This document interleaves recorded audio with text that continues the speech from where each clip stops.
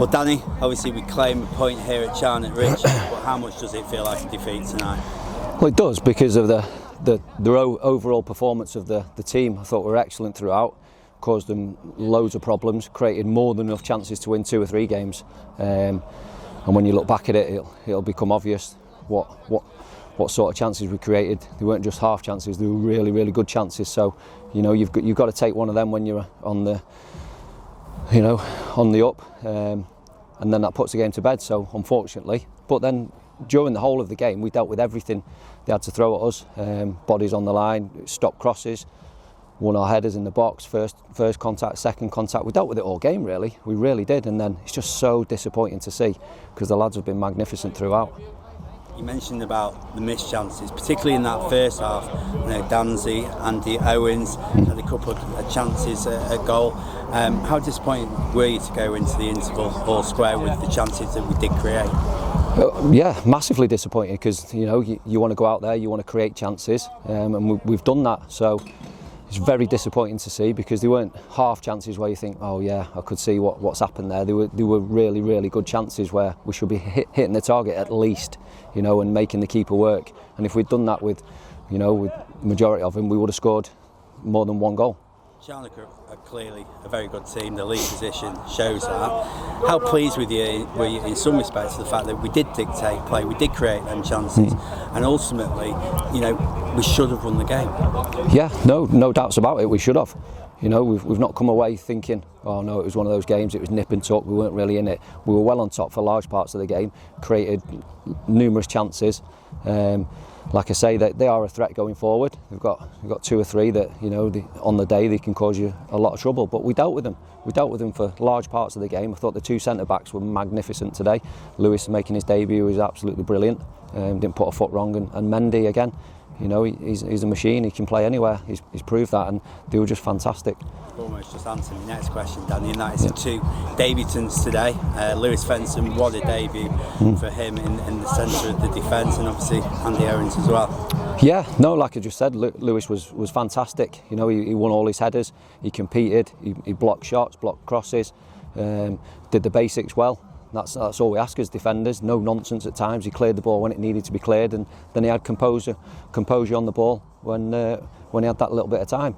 We matched Charnock physically as well, because let's have it right, they were a physical side, but as you said, we dealt with it really well throughout. Yeah, exactly. We dealt with everything they had to throw at us.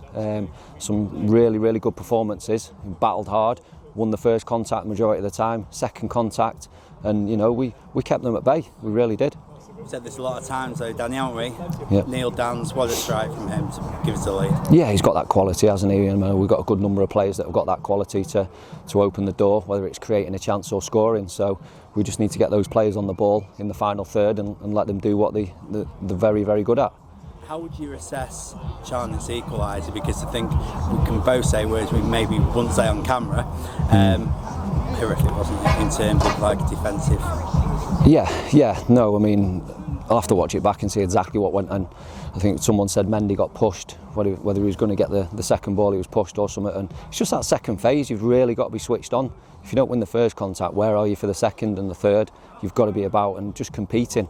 And we just switched off for half a second, and you know, it goes in, which is devastating to see. I'm gutted for those boys in there, because they've put a right shift in and they deserve the 3 points. But if you don't take your chances, it can come back to bite you, and that's exactly what it's done today.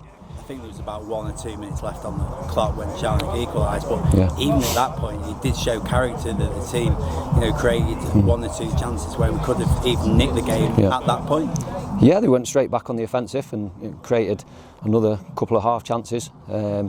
You know, on another day you nick one and you get out of jail, because conceding at that sort of time it shouldn't be happening really, unless it's an absolute worldie. Apart from that, you shouldn't really be conceding. You should be recognising what sort of time it is, and then, you know, being really resolute and defending and seeing the game through really. And just finally, Danny, obviously Skelmersdale won today. I know that it's not about other teams, but that win, you know, moves us down to second in the league, ahead of the big top of the table clash next week. Do you think that we have to be careful to not let a psychological impact of being second in the league filter in? Yeah, of course, because it's not like we've played really, really badly today and we've, you know, not put a performance in. We've done that. like I say, we should have held on at the end. In no uncertain terms, you've got to recognise that it's the last minutes of the game, give them nothing, and then close the game out, which we haven't done. But you know, going forward, they've got to take confidence from that performance, and it's just about taking chances. You take your chances, the game's done and dusted. It's simple as that, and we haven't done that today. But like I say, the defence, the back two, the two centre backs were magnificent. Obviously, a lot of noise with Tom Dean going out, which was one of those things. Really, it came about with him not being involved last week.